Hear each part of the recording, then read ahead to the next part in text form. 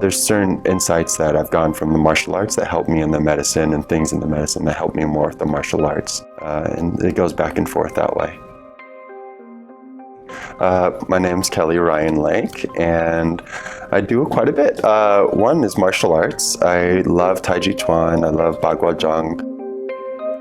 I am an acupuncturist, and I do Medical Qigong as well, and I also just love Qigong in terms of well-being, but also the more cultivative aspects of that. As I transitioned from my first martial art into Tai Chi and Bagua Zhang, my teacher was also teaching a Medical Qigong program.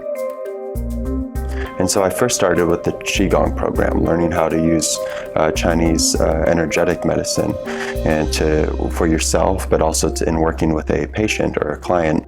As time moved forward, I wanted to expand on that, and I figured that going to Five Branches University and then also studying the herbs and also studying tuina and acupuncture needles, just everything that Chinese medicine had to offer, I felt that it would be a complement to everything I was doing. I figured it would make me a better martial artist, it would help me understand the theory better, it would help me understand certain terminologies better.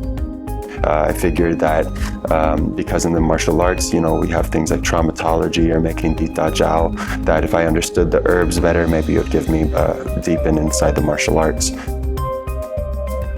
And then also as a complementary to Medical Qigong, I figured that maybe some people, there's some people I could help but aren't attracted to energetic medicine. Or maybe vice versa. Maybe I have an acupuncture client comes in but they're afraid of needles, so maybe I could do tuina.